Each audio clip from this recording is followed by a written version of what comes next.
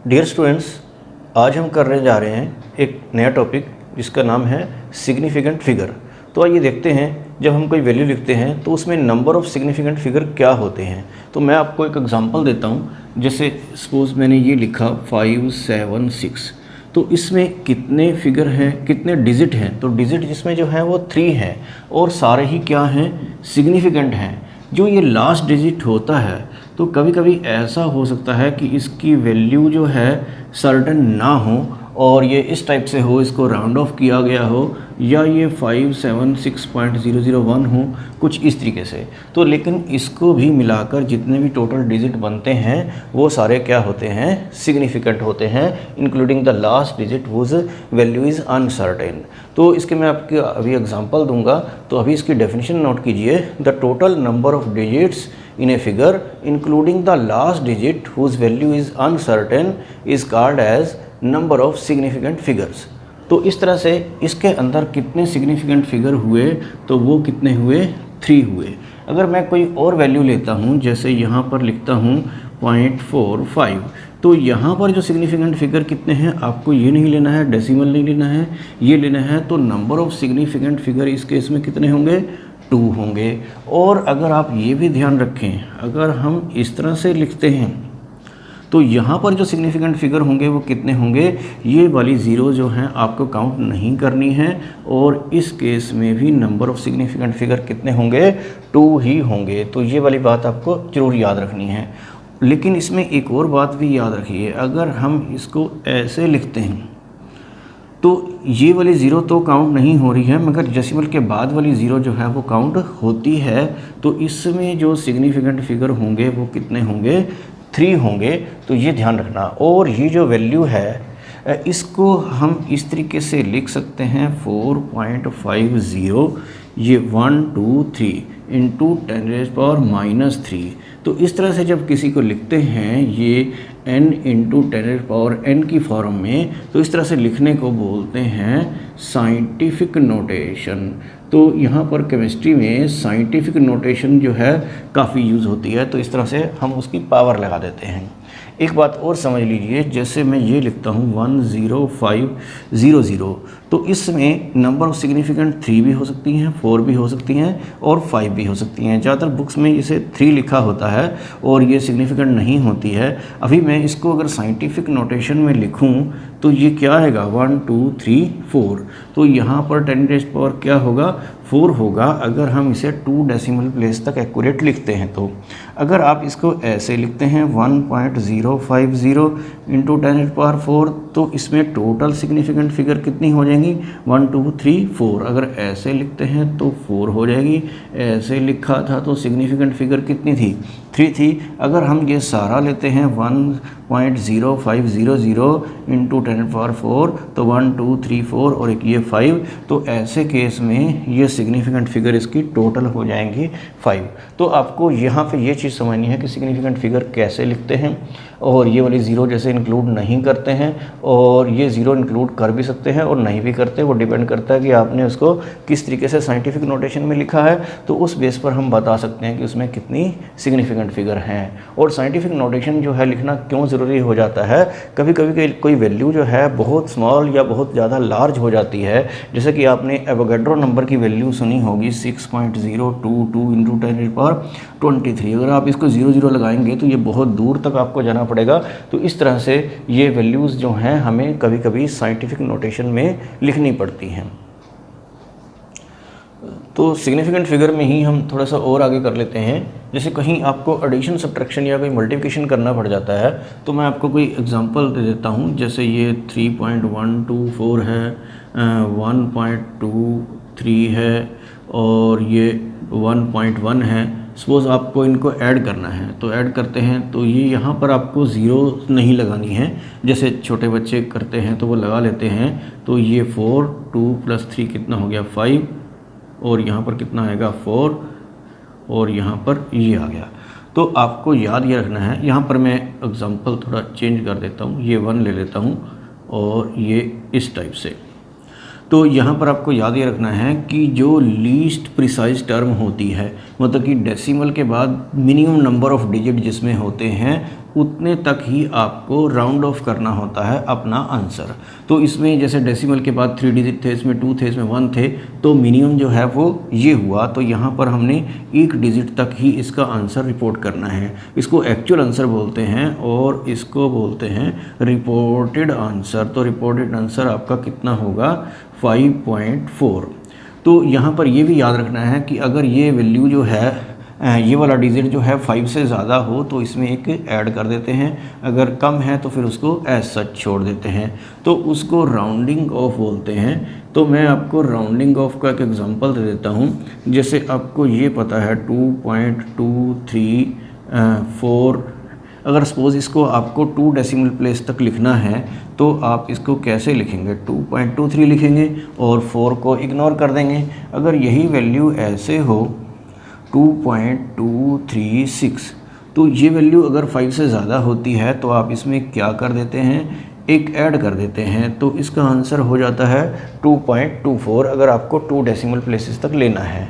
अब आपको यहाँ पर एक बात समझनी है कि अगर यहाँ पर 5 ही है, सपोज़ यहाँ पर 225 है या 235 है इस टाइप से, तो वो 5 से ज़्यादा हो तो आप ऐड कर देंगे, 5 से कम है तो आप उसको ऐसा छोड़ देंगे। लेकिन अगर वो 5 ही है तो आप क्या करेंगे ये समझ लीजिए। तो देखिए इसको तो मैं ऐसे कर देता हूँ और इसमें हम एक ऐड कर देते हैं।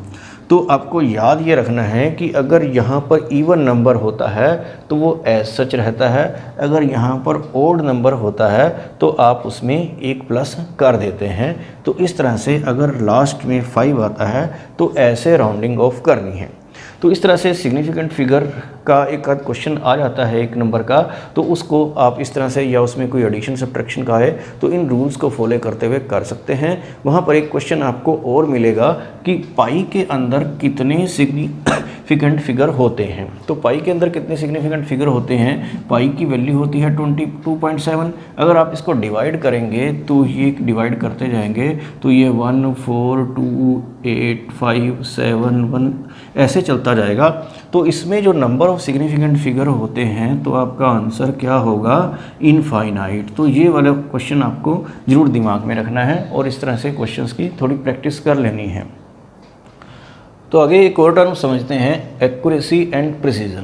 तो जब भी कहीं मेज़रमेंट करते हैं, कोई लेंथ करनी है या किसी का मास करना है तो उसमें कई बार एक्यूरेसी नहीं आती, डिफरेंट आप रीडिंग लेते हैं तो उसमें एक्यूरेट वैल्यू किसे कहते हैं और प्रिसाइज वैल्यू किसे कहते हैं, ये दोनों में थोड़ा डिफरेंस है। तो ये आप समझिए। तो जैसे आपको कोई करेक्ट वैल्यू मैं आपको ले लेता हूँ, करेक्ट वैल्यू मान लीजिए किसी की ये है 4.1 है, कोई लेंथ है या जो भी है। तो अगर आप रीडिंग लेते हैं, फर्स्ट रीडिंग जो है सपोज 3.5 आती है, सेकंड रीडिंग 4.0 आती है और थर्ड रीडिंग जो है 4.5 आती है, तो आप इनका एवरेज वैल्यू अगर आप लेते हैं, एवरेज वैल्यू जो है कैसे लेते हैं, इन तीनों को ऐड करके फिर 3 से डिवाइड करके, तो वो एवरेज वैल्यू इस पर्टिकुलर केस में आएगी 4। और जो उसके करेक्ट वैल्यू के क्लोज ही है तो हम इन रीडिंग को एक्यूरेट बोलते हैं। एक्यूरेट का मतलब होता है कि उनका जो एवरेज वैल्यू है वो करेक्ट वैल्यू के क्लोज हो। तो इस तरह से तो ये तो हुआ एक्यूरेसी। और प्रिसीजन में क्या होता है कि अगर आप ऐसे लेते हैं, सपोज़ मैं 3 रीडिंग्स लिखता हूँ यहाँ पर 5.0, 5.1, 5.2, तो आप इनका टोटल करके 3 से डिवाइड करिए तो जो एवरेज वैल्यू आएगी इस केस में वो आ जाएगी 5.1।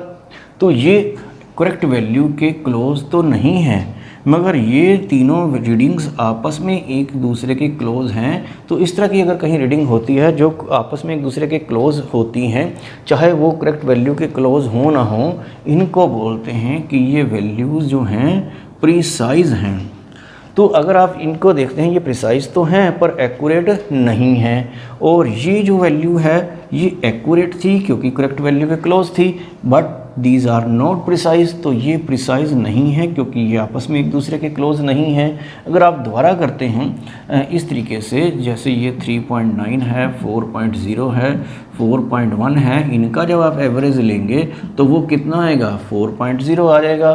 तो ये क्या है, ये रीडिंग्स क्या हैं, ये प्रिसाइज भी हैं और क्योंकि ये आपस में एक दूसरे के क्लोज हैं और ये करेक्ट वैल्यू के भी क्लोज है, तो ऐसे वाली रीडिंग को प्रिसाइज एंड एक्यूरेट दोनों बोलते हैं कि ये प्रिसाइज भी है और एक्यूरेट भी है। तो प्रिसाइज में रीडिंग तभी होंगी जब वो आपस में एक दूसरे के क्लोज होंगी, और एक्यूरेट तभी लेंगे जब उनका एवरेज जो है करेक्ट वैल्यू के क्लोज हों। तो इस तरह से आपको इसमें कंफ्यूज नहीं होना है, एक्यूरेसी और प्रिसीजन में डिफरेंस को समझना है। तो आगे समझते हैं मैटर और उसका क्लासिफिकेशन। तो मैटर के बारे में आपको पता ही है, anything that occupy space and possess mass is called as matter. कोई भी चीज़ जो जगह लेती है और जिसका कोई मास होता है तो उसे बोलते हैं मैटर। तो मैटर का जो यहाँ पर हम करेंगे क्लासिफिकेशन, तो क्लासिफिकेशन जो है एक तो फिज़िकल क्लासिफिकेशन है और दूसरा जो है वो केमिकल क्लासिफिकेशन होगा। तो पहले हम फिज़िकल क्लासिफिकेशन करेंगे, फिर उसके बाद केमिकल क्लासिफिकेशन देखेंगे जो केमिस्ट्री के अकॉर्डिंग है। तो फिज़िकल जो क्लासिफिकेशन है मैटर का, that is according to physical state. और फिज़िकल स्टेट के अकॉर्डिंग आपको पता है matter is divided into 3 types. 3 types वो कौन सी हैं? वो एक सॉलिड है और दूसरा लिक्विड है और तीसरा जो है वो गैसेस है। तो इनके बारे में आपको पहले से ही पता है, which have definite shape and definite volume. तो जिसका एक डेफिनेट शेप होती है, सॉलिड की शेप आप देख सकते हैं और इसका वॉल्यूम कैलकुलेट कर सकते हैं, तो इन चीज़ों को बोला जाता है solid. A substance is said to be solid if it possess a definite shape and definite volume. तो इसके एग्जांपल आप कुछ भी दे सकते हैं, वुड हो गया, ये आप कोई आयरन ले लीजिए, कोई गोल्ड ले लीजिए, कोई भी सब्सटेंस जो है सॉलिड के एग्जांपल दे सकते हैं। ये कुछ बच्चे यहाँ पे वुड की जगह पे चेयर टेबल लिख देते हैं, तो इस तरह से नहीं लिखना है, सब्सटेंस लिखना है उसके अंदर कौन सा है। और लिक्विड का आपको पता है कि क्या डेफिनेट नहीं होता है, तो सबको पता है कि उसका डेफिनेट वॉल्यूम है, which have definite volume but no definite shape. तो उसकी डेफिनेट शेप नहीं होती है, जिस वेसल में आप डालते हैं वो उसी की शेप को ले लेता है।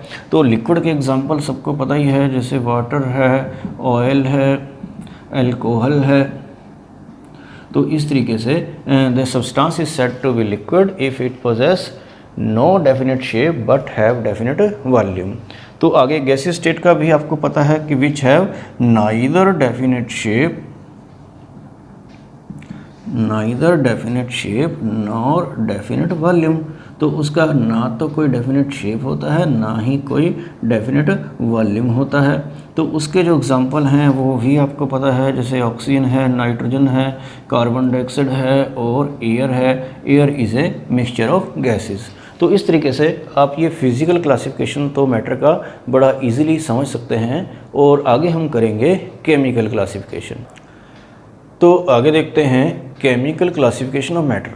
तो केमिकल क्लासिफिकेशन के अकॉर्डिंग मैटर को या सब्सटेंस को मेनली 2 पार्ट्स में डिवाइड किया जाता है। तो एक होता है प्योर सब्सटेंस और दूसरा होता है मिक्सचर। तो वो जो प्योर सब्सटेंस है वो भी आगे 2 टाइप्स के होंगे, एक एलिमेंट और एक कंपाउंड। और इसी तरह से जो मिक्सचर है, मिक्सचर भी 2 टाइप के होते हैं, एक होमोजीनियस और एक हेट्रोजीनियस। तो मैटर को केमिकल क्लासिफिकेशन के अकॉर्डिंग मेनली 3 पार्ट्स में क्लासीफाई किया गया है। एक है एलिमेंट और दूसरा कंपाउंड और तीसरा है मिक्सचर। तो इन तीनों को हम एक एक करके डिस्कस कर लेते हैं। तो आगे डिस्कस करते हैं कि व्हाट इज़ प्योर सब्सटेंस। तो कोई भी मटेरियल जिसमें सिर्फ एक ही चीज़ डाली हो, any material containing only one substance is called as pure substance. तो प्योर सब्सटेंस में सबसे पहले आता है एलिमेंट। तो समझते हैं कि एलिमेंट क्या है। तो एलिमेंट जैसे कि ये कार्बन एक एलिमेंट है, तो उसके अंदर सभी एटम्स जो होते हैं वो किसके हैं? कार्बन के हैं। तो इसी तरह से अगर आप कोई हाइड्रोजन लेते हैं तो हाइड्रोजन जो प्योर है उसमें खाली H एटम ही होंगे और उसके अलावा कोई और एटम नहीं होगा। तो element is defined as a pure substance that contains only one kind of atom. जिसमें सारे एटम एक ही जैसे होते हैं उन्हें बोलते हैं हम एलिमेंट बोलते हैं। और जैसे वाटर का अगर आप एग्जांपल लेते हैं तो उसमें हाइड्रोजन भी होती है और ऑक्सीजन भी होती है, 2 एलिमेंट्स हो जाते हैं। तो इसका मतलब वो एलिमेंट नहीं है, उसके बारे में हम आगे डिस्कस करेंगे। अगर उसके अंदर सिर्फ एक ही चीज़ है है आइदर हाइड्रोजन और ऑक्सीजन, तभी वो एलिमेंट होगा। तो एलिमेंट्स के जो हैं यहाँ पर टाइप्स देख लेते हैं। तो टाइप्स ऑफ एलिमेंट जो होते हैं, एक तो होते हैं मेटल्स और एक होता है नॉन मेटल्स, और तीसरे क्या होते हैं, मेटलॉइड्स। तो इनके बारे में आप छोटी क्लासेस में पढ़ चुके हैं। मेटल्स का एग्जांपल जो है, जैसे कॉपर हो गया, सिल्वर हो गया, आयरन हो गया, गोल्ड है, गोल्ड का सिंबल होता है Au। तो इस तरह से आप मेटल्स पढ़ सकते हैं, उनकी आपको प्रॉपर्टीज़ पढ़ी हुई हैं छोटी क्लासेस में, जैसे कि उनका शाइनिंग सरफेस होता है, उनमें मेलिएबिलिटी, डक्टिलिटी वगैरह होती हैं। तो इस तरह, और वो गुड कंडक्टर ऑफ इलेक्ट्रिसिटी होते हैं, और उसकी डिटेल यहाँ पर नहीं है। और जो नॉन मेटल्स हैं उनमें वो सब प्रॉपर्टी, इलेक्ट्रिकल कंडक्टिविटी वगैरह नहीं होती है। तो नॉन मेटल के एग्जाम्पल कौन से हुए, कार्बन हो गया, हाइड्रोजन हो गया, नाइट्रोजन, फास्फोरस, सल्फर एट्सेट्रा। तो ये सब क्या हैं, नॉन मेटल्स हैं। और मेटलॉइड्स जिसमें थोड़ा थोड़ा दोनों की प्रॉपर्टीज़ होती हैं, और पर वो ना तो मेटल होते हैं ना नॉन मेटल होते हैं। तो उनका एग्जांपल कौन सा है, जैसे आर्सेनिक है, और Sb क्या होता है, एंटीमनी और बिस्मथ। तो ये कुछ एलिमेंट्स जो हैं ये क्या हैं, मेटलॉइड हैं। तो ये था एलिमेंट के बारे में। आगे हम करेंगे कंपाउंड के बारे में। तो आगे देखते हैं कंपाउंड। तो कंपाउंड आप समझ गए होंगे, जो 2 या मोर एलिमेंट्स के कॉम्बिनेशन से बनता है, और वो भी किसी फिक्स रेशो में। जैसे वाटर जो है एक कंपाउंड है, वो किससे बना है, हाइड्रोजन और ऑक्सीजन से। और हाइड्रोजन और ऑक्सीजन की जो रेशो है बाय मास के अकॉर्डिंग, आपको पता है कि इसका एटॉमिक मास जो है हाइड्रोजन का 1 होता है, तो ये 2 और ऑक्सीजन का 16, तो ये 1:8 में कंबाइन करते हैं। और ये रेशो जो होती है फिक्स होती है, डेफिनेट होती है। तो यही कंपाउंड होते हैं। इस तरह से और भी एग्जांपल हैं, जैसे CO2 है।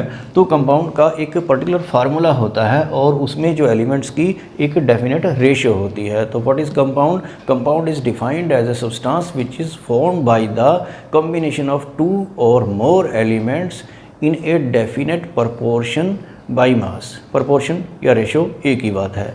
तो ये जो कंपाउंड होते हैं, ये मेनली हम इनको 2 टाइप्स में क्लासीफाई करते हैं। एक होते हैं इनऑर्गेनिक कंपाउंड, और दूसरे होते हैं ऑर्गेनिक कंपाउंड।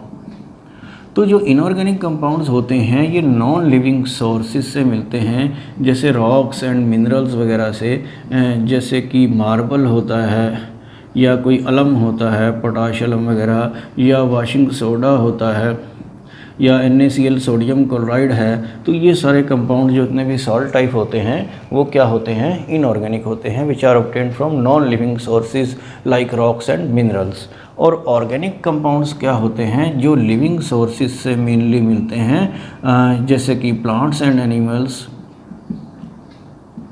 तो इसमें जो आपको मैं एग्जांपल दे देता हूँ, जैसे यूरिया है, जो एनिमल यूरिन में प्रेजेंट होता है, वैक्स है, ये ऑयल्स हैं, फैट्स हैं, और शुगर है। तो ये सब जो हैं ऑर्गेनिक कंपाउंड्स हैं। तो इस तरह से आपको कंपाउंड्स का क्लासिफिकेशन कर लेना है।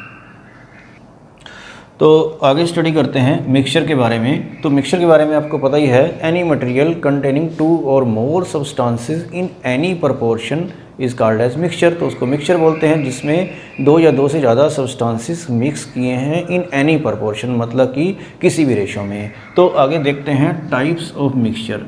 तो टाइप्स ऑफ मिक्सचर जो हैं आपको बताया था कि 2 टाइप्स के होते हैं। एक तो होता है होमोजीनियस मिक्सचर, और दूसरा होता है हेट्रोजीनियस मिक्सचर। तो होमोजीनियस मिक्सचर क्या होता है, which have uniform composition through out. Uniform composition through out का मतलब क्या है कि उसका पूरे में जो भी सब्सटेंसेस मिक्स किए हैं वो एक यूनिफॉर्म कंपोजिशन में रहते हैं। तो अगर आप जैसे शुगर इन वाटर लेते हैं, ये वाटर है और शुगर बहुत कम है और वो पूरी तरह से उसमें डिज़ोल्व हो चुकी है, तो वाटर आप चाहे यहाँ से लें चाहे यहाँ से निकालें, सब में एक जैसी शुगर आपको नज़र आती है, तो ये एक होमोजीनियस मिक्सचर होगा। तो इस टाइप से एयर भी आपको एग्जांपल दे देते हैं। एक homogeneous mixture of A number of gases होता है, वो गैसेस आपको पता पता होंगी, नाइट्रोजन है, ऑक्सीजन है, कार्बन डाइऑक्साइड है। इस तरह से और एग्जांपल देते हैं आपको। अलॉयज़ जो होते हैं जैसे ब्रास होता है, ब्रॉन्ज होता है, तो ये क्या हैं, ये मिक्सचर ऑफ मेटल हैं। जैसे ये कॉपर जिंक का है, ये कॉपर और जिंक और टिन का एग्जांपल होता है ब्रॉन्ज। तो ये सारे एग्जांपल हैं होमोजीनियस मिक्सचर के। और होमोजीनियस मिक्सचर जो शुगर एंड वाटर तभी होमोजीनियस होगा अगर वाटर ज़्यादा क्वांटिटी में है और शुगर कम क्वांटिटी में है, तो इसलिए जनरली वो बुक्स में नहीं लिखा होता। तो आगे हेट्रोजीनियस मिक्सचर समझ लेते हैं। तो इसमें आप क्या बोलेंगे, which do not have uniform composition through out, कि पूरे में एक जैसी कंपोजिशन नहीं है। तो जैसे आप इसमें एग्जांपल देखते हैं सैंड एंड सॉल्ट, तो कहीं सॉल्ट ज़्यादा हो गया, कहीं सैंड ज़्यादा हो गया, तो वो मिक्सचर किस टाइप की कैटेगरी में आएगा, हेट्रोजीनियस कैटेगरी में। एक आपको यहाँ याद रखना है कि जो आयोडाइज्ड सॉल्ट होता है, जो नमक होता है, आयोडीन नमक जिसे बोलते हैं, तो वो भी हेट्रोजीनियस मिक्सचर की कैटेगरी में आता है। एक आपको और याद रखना है कि मिल्क जो है फैट्स और वाटर का एक हेट्रोजीनियस मिक्सचर होता है, होमोजीनियस नहीं। हालांकि वो देखने में लगता है कि होमोजीनियस है, लेकिन वो आप देखते हैं कि ख़राब भी हो जाता है कुछ टाइम के बाद अगर उसको आप फ्रिज में या बॉयल करके नहीं रखते हैं। तो मिल्क जो है वो हेट्रोजीनियस एग्जांपल है हेट्रोजीनियस मिक्सचर का, और आयोडाइज्ड टेबल साल्ट जो है वो भी क्या है, हेट्रोजीनियस मिक्सचर का है। तो इस तरह से आपको ये करना है मिक्सचर और उसके टाइप्स। तो अभी हमें आगे देखेंगे कि कंपाउंड और मिक्सचर में क्या डिफरेंस है। तो देखते हैं कंपाउंड और मिक्सचर में डिफरेंस क्या है। तो फर्स्ट पॉइंट है the constant of mixture may be present in any ratio. इसका मतलब यही हुआ कि मिक्सचर के जो कांस्टेंट हैं जिससे मिलकर वो मिक्सचर बना है, उसमें वो किसी भी रेशो में उसको मिक्स कर सकते हैं। और कंपाउंड में the constant of a compound are always present in a fixed ratio by mass. तो जैसे मैंने वाटर का एग्जांपल दिया था आपको कि उसमें हाइड्रोजन और ऑक्सीजन एक फिक्स रेशियो में थी, वो 1:8 आया था बाई मास के उसके अकॉर्डिंग। तो वो हमेशा एक क्या होती है, फिक्स रेशियो होती है कंपाउंड में, जबकि मिक्सचर में कोई भी फिक्स रेशियो नहीं होती है। एक याद रखना है आपको कि कंपाउंड का एक पर्टिकुलर फार्मूला भी होता है जो कि आपको मिक्सचर का नहीं मिलेगा। और सेकेंड पॉइंट देखिए, मिक्सचर में और मे नॉट भी होमोजीनियस इन नेचर। आपको पता है कि मिक्सचर हेट्रोजीनियस भी हो सकते हैं, और कंपाउंड जो हैं they are always homogeneous in nature. लेकिन कंपाउंड तो हमेशा क्या होते हैं, होमोजीनियस होते हैं। और थर्ड पॉइंट जो समझिए, the properties of a mixture are midway of its constituent. इसका मतलब ये हुआ कि जो मिक्सचर बनाया है जिस चीज़ से वो उसी की प्रॉपर्टी शो करेगा। अगर आपने शुगर एंड वाटर का मिक्सचर बनाया है तो उसमें शुगर का भी प्रॉपर्टीज़ होंगी, वाटर की भी होंगी। लेकिन जो कंपाउंड है, the properties of a compound are completely different from its constituent. जैसे वाटर का एग्जांपल लेते हैं, उसमें हाइड्रोजन है और ऑक्सीजन है, लेकिन वाटर में ना तो हाइड्रोजन जैसी प्रॉपर्टी होती है ना ही ऑक्सीजन जैसी प्रॉपर्टी होती है, वो एक बिल्कुल नई चीज़ होती है। और फोर्थ पॉइंट देखते हैं, constituent of a mixture can be separated easily. तो मिक्सचर के जो कॉन्स्टिट्यूएंट हैं जैसे सैंड एंड सॉल्ट है या कोई और मिक्सचर है, उनको कॉन्स्टिट्यूएंट को सेपरेट करना पॉसिबल होता है। उसके लिए कुछ मेथड होते हैं, तो वो इजीली हो सकते हैं। लेकिन कंपाउंड के केस में the constituent of a compound can not be separated easily. उनको सेपरेट करना काफ़ी डिफ़िकल्ट होता है, वो इजीली सेपरेट नहीं होते हैं। जैसे वाटर में से अगर हाइड्रोजन और ऑक्सीजन को अलग अलग करना है तो वो आसानी से पॉसिबल नहीं है। और फिफ्थ पॉइंट है, mixture is formed as a result of physical change. Mixture जब बनता है तो उसको एक फिजिकल चेंज कहा जाता है, जबकि कंपाउंड्स जो हैं they are formed as a result of chemical change. वो एक केमिकल रिएक्शन से कुछ नया बनता है, तो वो होता है कंपाउंड। तो आपको मिक्सचर और कंपाउंड में डिफरेंस जो है वो क्लियर हो गया होगा। तो लीजिए आगे क्वेश्चन देख लेते हैं। तो इस क्वेश्चन में क्या लिखा है, classify the following as a pure substance और मिक्सचर, कि आपको बताना है कि वो प्योर सब्सटेंस है या मिक्सचर है। उसके बाद क्या है, separate the pure substance into element and compound and divide the mixture into homogeneous and heterogeneous. तो यहाँ पर कुछ सब्सटेंसेस लिखे हैं, तो आपको बताना है पहले तो कि वो प्योर में आएगा या मिक्सचर में आएगा। अगर प्योर है तो वो आपको बताना है कि वो एलिमेंट होगा या कंपाउंड। इस तरह से मिक्सचर के बारे में बताना है कि वो होमोजीनियस की कैटेगरी में आएगा या हेट्रोजीनियस की कैटेगरी में आएगा। तो चलो ये सारे एलिमेंट्स, सारे सब्सटेंसेस को एक बार देख लेते हैं। जैसे फर्स्ट है एयर है, तो एयर तो आपको पता है कि मिक्सचर है और वो होमोजेनियस मिक्सचर की कैटेगरी में ही आता है। और मिल्क जो है, मिल्क मैंने आपको बताया था कि मिक्सचर है, वो हेट्रोजीनियस मिक्सचर है। और आगे जो ग्रेफाइट डायमंड लिखे हैं ये कार्बन की ही फॉर्म्स होती हैं, तो ये एलिमेंट वाली कैटेगरी में आ जाएंगी। और आगे गैसोलीन जो लिखा है ये पेट्रोल होता है, तो ये भी होमोजेनियस मिक्सचर में आएगा। और टैप वाटर जो है प्योर नहीं होता, ये इसमें कुछ मिनरल्स कुछ आयंस होते हैं, तो ये मिक्सचर की कैटेगरी में आ जाएगा और होमोजेनियस वाली कैटेगरी में। जो डिस्टिल्ड वाटर है H2O जो प्योर वाटर है वो किस कैटेगरी में आएगा, कंपाउंड की कैटेगरी में।